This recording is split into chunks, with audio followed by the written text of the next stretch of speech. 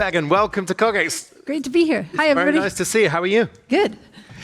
So Shift 7. And by the way, 7 years, CogX, the number 7. Very nice. Surely no coincidence, I think. Well, why don't you take us to the origin of Shift 7? Because you knew it had to be change-making.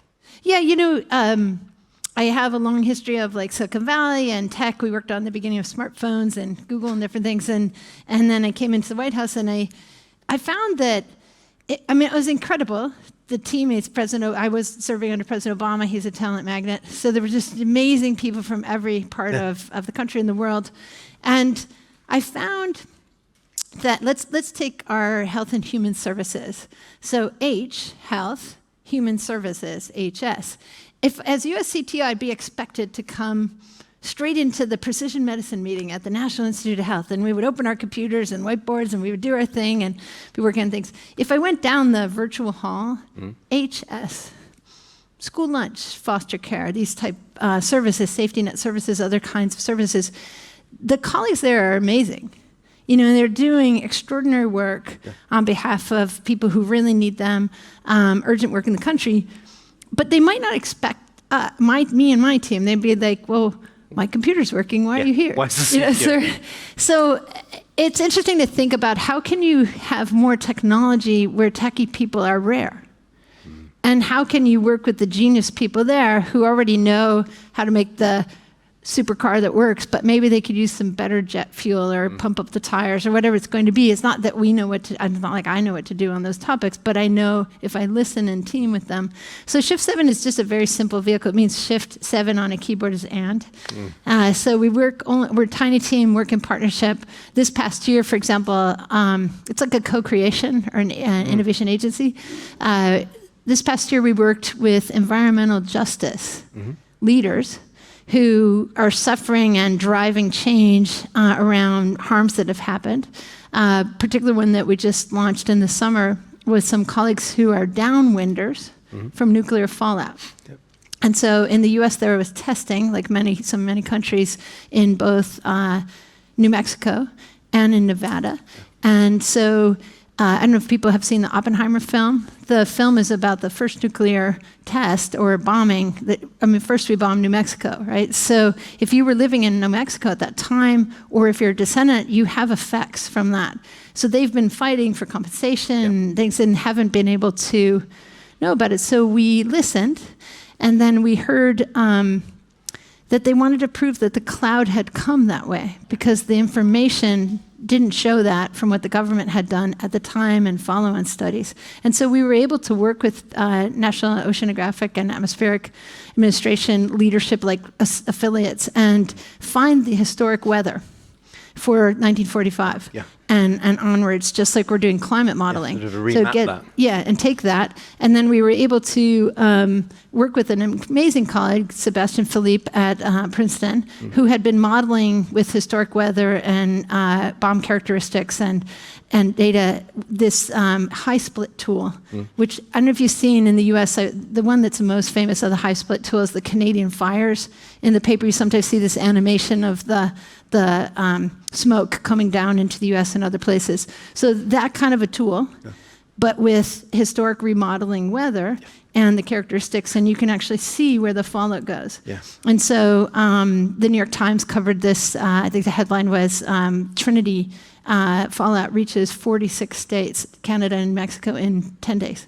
Wow. So we didn't know that. The point of telling you that, like a longer example, is that people aren't working across different sectors. I have a colleague at Pixar who recommended some great graphic color artists to help us with the graphics. And so it's sort of like, can you assemble Avengers of all the different skills and try to do the thing, including the EJ leaders? So we're trying to that's why our company means and. Right. It's not really about our company, it's just a method. You're a cross-pollinator. Yeah, cross-pollination. So I want to give our guests even more sort of fuel for where they might choose to take us with their questions. So I'm going to go really rapid fire. Okay. You get bombarded with opportunities, challenges to solve, problems worth solving. How do you decide what you're going to work on?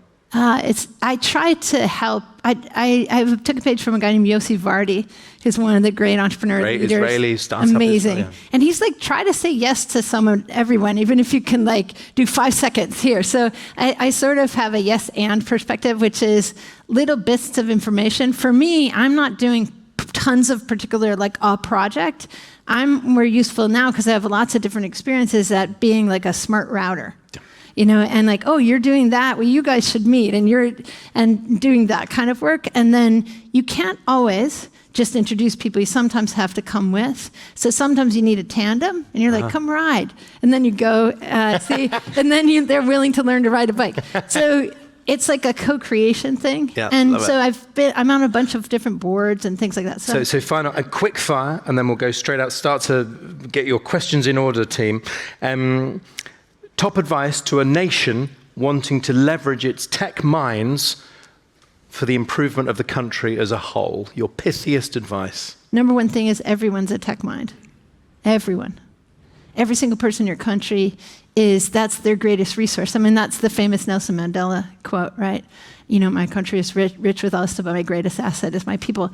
And it's interesting because Vannevar Bush, some of the speakers were mentioning him. He was FDR's science advisor, worked very closely, FDR and Churchill, between the countries on many things like jet engines and things during the war. There's a meeting at Bletchley Park, harkening back to that time. I met Jean Valentine, who was 92 at the time. She said that she was recruited for the war. She wrote down on her paper that she liked natural sciences and cryptic crosswords. And so when they were going down the line and finally got to V, she was assigned to show up at Station Bletchley Park at whatever 100 and no more information. Yeah. So there were 2/3 of the people at Bletchley were women. Yeah. The fact that tech is not gender balanced is silly. And the fact that Kate,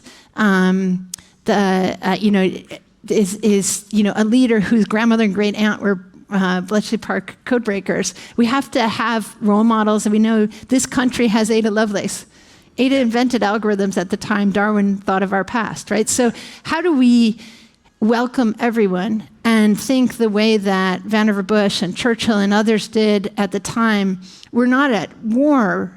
We need to not have an industrial revolution alone. The fourth industrial revolution. If you look at the first industrial revolution, we had the characters like we're talking about. Charles Dickens was writing about the ghost workers in the internet named Oliver Twist. Right? That's the same problem, right? The people who are cleansing the internet from porn, and they're stuck and they're sitting there square box saying, this is a tank, or this is this car. They're teaching AI. Like, these are the ghost workers. These are the Oliver Twists. Yeah. And Mary Shelley said, should we raise the monster or not? In the first industrial revolution. So let's have an industrial, community, social, environmental, everything revolution. Yes. And the only way to do it is your whole country. Only way you can do it, because it's the full talent deployed. Right. Would you like to move to Britain, Megan? That's my question. I'll help whoever's here. You are a regular visitor. Right, let's get some pretty... Yeah. Eric supports that. Right, let's go to the front row here, unless that was a vote for Megan's visa application. Yeah. Hi. Hi. Thank you for being here. I'm Dr. Netra Pan. I'm a professor of entrepreneurship and innovation strategy at Bayes Business School. We're one of the sponsors of the festival. Wonderful. We used to be known as CAS for those in the room who aren't familiar with Bayes. So I have a question about, first of all, what people who don't identify as tech yet, what kind of skills we can teach them. And then I also have a question on the policy side. So the reason why I'm asking this question is because I teach entrepreneurship, and we have a very diverse student body from folks all around the world. And recently I had actually my first Cambodian student. I grew up in Cambodia. Cool. And was just there for a conference on the future of education. So first of all, the question of what can we teach to people who don't identify as tech yet? And then second, from a policy standpoint, what would you recommend for developing countries to try and boost up their tech and entrepreneurial skills? Yeah, I think there's two things there, and they have to do with this method called Scout Scale, which is you find who's already doing the thing. So you're like, instead of, what should I do about this? What should we do? And then it's a small group. Instead, we're like, I wonder who. oh my God, you're doing that? And then you're like, could you come up here? And then it's like a guild. You think of architecting things like guild. Find the mastery, the blacksmith masters or whatever, candle makers, whoever they are, the people who really know. And then those who would follow or join, they're like, what are you doing? I'd like to do that. And then you sort of community organize it. So on any topic, you can do this. Specifically, I think that the people who are having the most success at bringing people who are not, someone would label not tech, is they're not asking them to learn something that they have no interest in. So, for example, I think that if you go to a classroom and you teach computer science, if you decide that the best thing we should do is make games, a small percentage of the classroom will be excited. And the rest of the kids will be like, why do I want to make a game? And so why would we choose that? Instead, we could say, hey, there's like 10 things you could make. One could be a game. You could also fix the water pollution in the Thames River right now using sensors, and we can go get some sensors and we'll do some data on that. There's also problems with justice, and do you want to work on that? And would you like to edit Wikipedia? Because do you have any topic you like that you'd like to fix, and you could do some research, and then you could click this thing called edit, and up would come a script, and you'd be like, whoa, and you'd close it, and then you'd open it back, and you'd be like, I can do this, and you would add to the corpus of knowledge. Like, we would go to the English class and the history class. We wouldn't necessarily only show up in math. And then all of a sudden, everybody would be like, of course we do this, right? And so how do you show up where people have interest? And it certainly applies to things we were starting with, which is me coming into government and seeing, wow, there's things where tech is expected and topics where tech is rusty, and the teammates are great. And so that certainly is probably one of the best ways to balance AI is to get AI moving in these other spaces and have those people bring their values and their work and stuff and let's go, as well as direct frontal addressing of the racism and sexism and all the stuff that's already operating. And people are already going to jail for being misface recognized. That is happening. People are losing jobs. That's happening. So what are we doing? So the second thing I'd say about the countries, same move. There's someone in Cambodia who's already doing something useful, or in a country next door, like get them on stage and get them talking. And they'll surprise you, because there's this kind of Wakanda MacGyver layer of the world of people who are doing the thing, and the more visibility you can bring. There's a woman, Devora, who's doing Tech for Dev, women texters. Hundreds of women in Nigeria and now lots of different countries flowing straight into the tech sector. She was one of the respondents to the UN Solution Summit. Yes. We put her on stage. Like, she's already solving. So let's just help Devora like we would help Elon. Let's help people. So scout and scale, but MacGyver, resourcefulness, believing you have what you need to start. You already have the doers. Right. Find the doers and help them. Let's take more questions. I saw, here we are. I'm not going to name our questioners because you might not want to reveal yourselves. You can if you want. You can say but you can if you like. But you will be recorded, whatever you ask. Yeah. Thanks. Eric van der Klee. Hello, Megan. Thanks very much for your continued support of the UK. I want to refer to something you said in your talk in the main plenary. You said government is only as good as those who show up. Yeah. I showed up once and took a political appointment. Yeah. And the problem with people like me doing that is that we come with a kind of view of the slightly more prosperous. So those that tend to enter government are those that can afford to. Mm-hmm. And that's a problem. Have you seen any solutions to that anywhere? Or what can we do about it? Great. Yeah, and I think it depends in different parts of government, right? So there's... Like, if I look at the U.S. government, I think 80% of the federal government or more is people who are the civil servants. That's their job. They lead our country in that way. And then the politicals will have about 2,000 political appointees who come in and out. And then, of course, the elected groups. So it sort of varies who's in there. And I think part of it is trying to do all kinds of reform on election funding, right? We have issues in our country, in the U.S. on that. I would imagine you have too.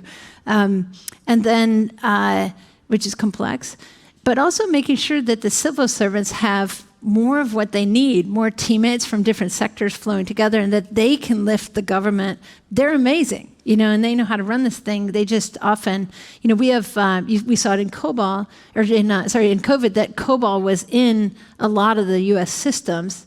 I don't know if you guys know who Grace Hopper is. So Grace Hopper is the genius, like a Steve Jobs. That's like saying Steve Jobs or Bill Gates.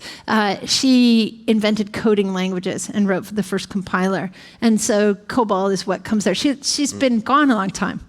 So why are we using these old systems? Because the talented people there are stuck with them. Can we give teammates to them and do things? So those people are there.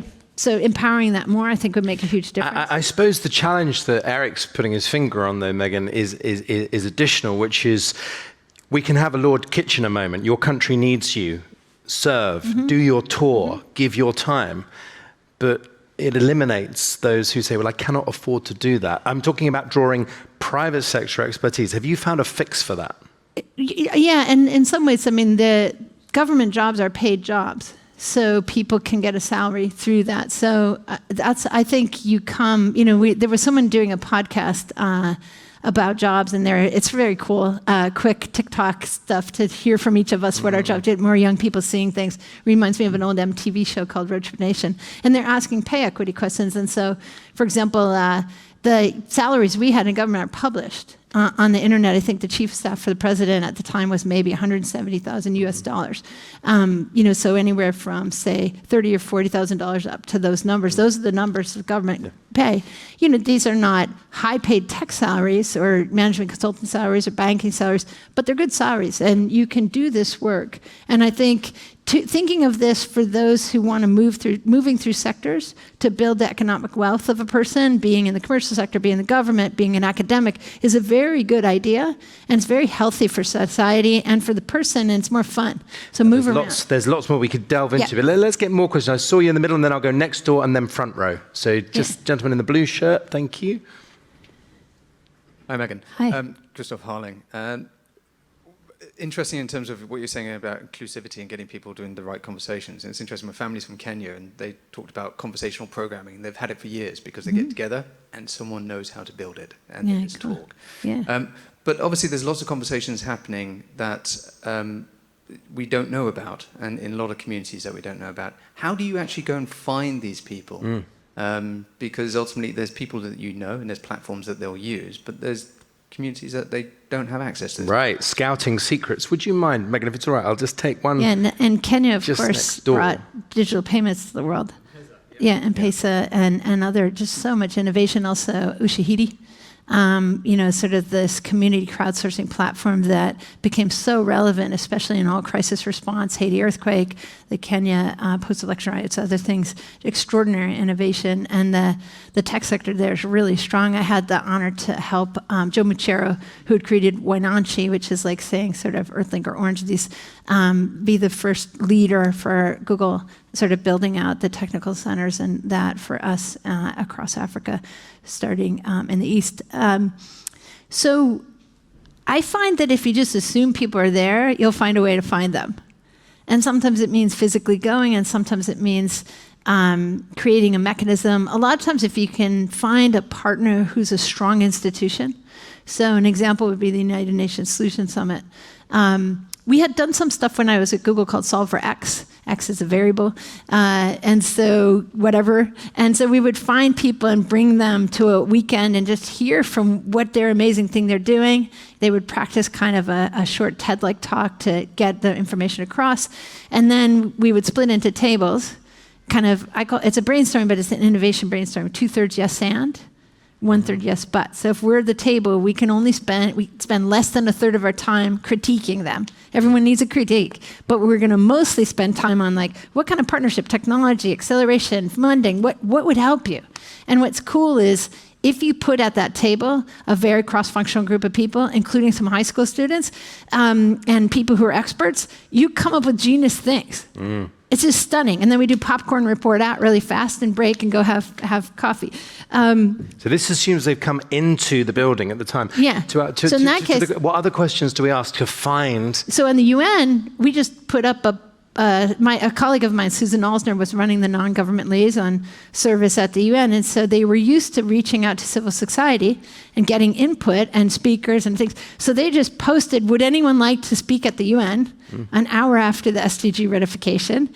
And so we got 800 submissions from 131 countries in 3 weeks. Oh, wow. Open on the internet, like the spreadsheet's there.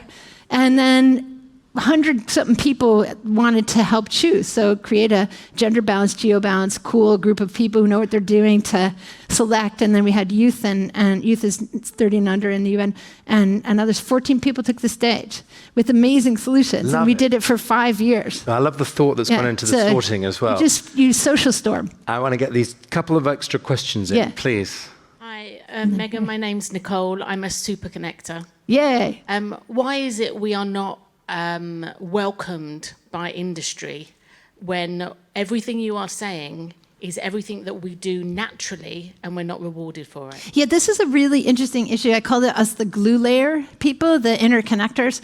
A good example would be, think of all the people that organize TEDx events around the planet, right? I think there's 5 TEDx's a day. All year. Like, it's an astonishing thing, and it causes us to hear a person who has rehearsed and give us these amazing ideas we're spreading, right? And then and yet it's so hard for them, to raise somebody. So I think this is an urgent question. I don't have an answer to it, but I have a deep observation of it. Part of it is, if you look at the business models that are around for philanthropy, nonprofit, government, commercial, in the commercial startup world, I think of it like a pizza, right? There's a slice of pizza in the pie as it grows, for the venture capitalist, for the lawyer, for the coach, for the HR leaders, and these other services around the companies as they grow. And there's incentive to come into events like this. But for the other sectors, it's more locked down in a way that it's not noticing how much oxygen you're bringing to the ecosystem. And so the more we can convince our colleagues, philanthropic, government, others, to support the kind of smart router, connector, hyperconnector people, the better we go. We know that nodes work in the internet, so they work here. Right. It's a great question. And we're going to have to shift gear because we've got 3 minutes left. So pithy question meets pithy answer. Front row, in the middle, and we'll do next door, but in the middle first. And we'll grab the 2 together. Thank you. Yeah. Hi, Hi, Megan. I'm Rohin. I'm 21 years old. I'm from Digital Insights, and we work in Singapore. My question for you is, what are your thoughts surrounding potential regulations ensuring that, AI advancements remain aligned with the UN Sustainable Development Goals, and particularly the number 4, which is quality education, and with AI allowing for personalized learning and diverse educational needs, how do we make it accessible and also beneficial from people regardless of their socio-economic background? Great question. Forgive me. Just can you hold the thought? Next door, because we're going to rush in on time. Forgive me. Mani Janaki Raman. I work for London Stock Exchange Group as a product manager. The question is around the way the world is moving in terms of a lot of regimes around the world. Do you think that liberal democracy would be an answer that we should push forward in various parts of the world? I know we are sitting in UK, you're from US, where we are used to liberal democracy and we know the benefits that it can bring about. But there are a lot of other regimes around the world that have these issues. Good question. Worth saying that Megan no longer works for or speaks for the government. US government. I said to Ali, I'm a former US CTO now. With that in mind. But, I think both of these questions are a little bit related. I have enjoyed the fact that I was allowed to grow up in a more liberal democracy, and I think that people in their own country need to make those choices for themselves. And I think we have to be careful that the technologies, I worked on the beginning of smartphones. Nobody was anticipating the data surveillance business models that are on us. And one of the most harsh areas is this targeting of misinformation for election manipulation. We saw in the US the use of the Cambridge Analytica tools through a project called Project Alamo. There's an amazing BBC reporting, a 3-minute piece of a tour of Project Alamo, where it's just ad tech, right? Like, do you want to buy this soap or that soap? Buy this soap.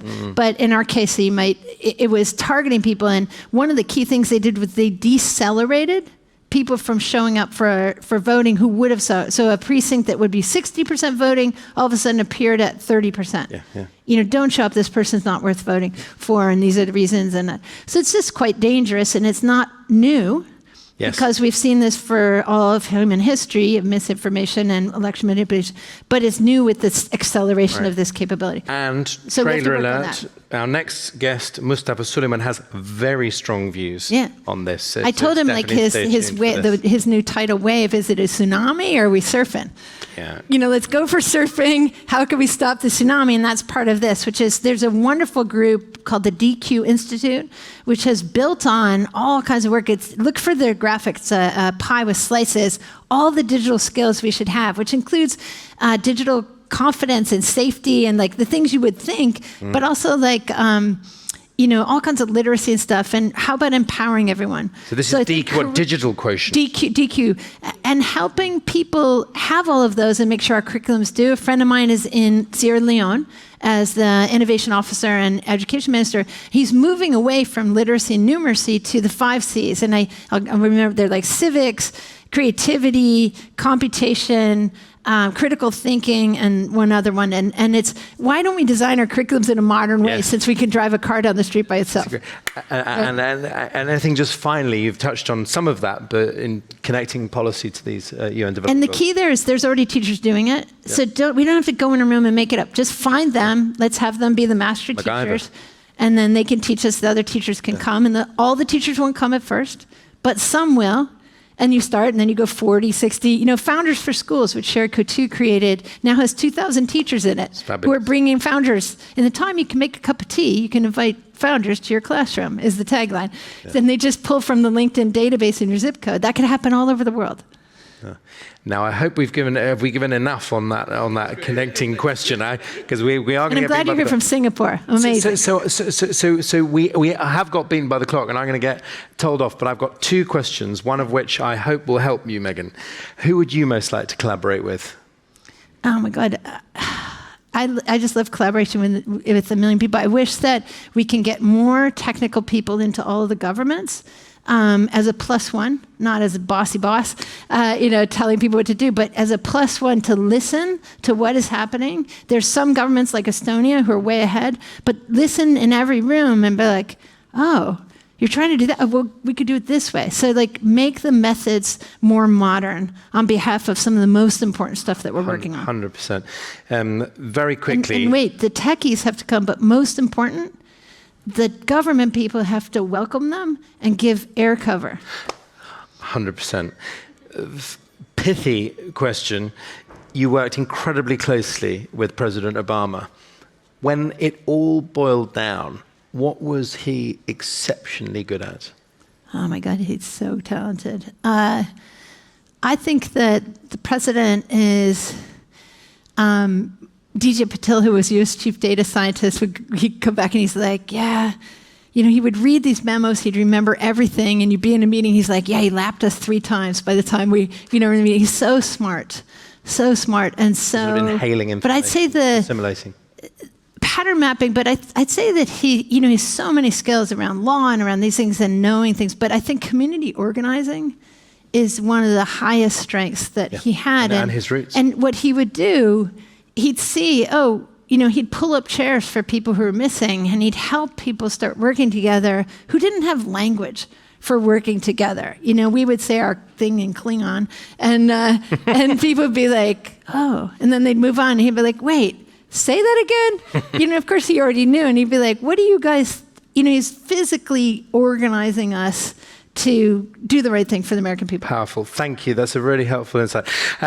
Former CTO of the United States, Chief Executive of Shift 7, or Yes and, as it will be known in my mind forevermore, and just absolute rock star. Thank you so much, Megan Smith. Thank you.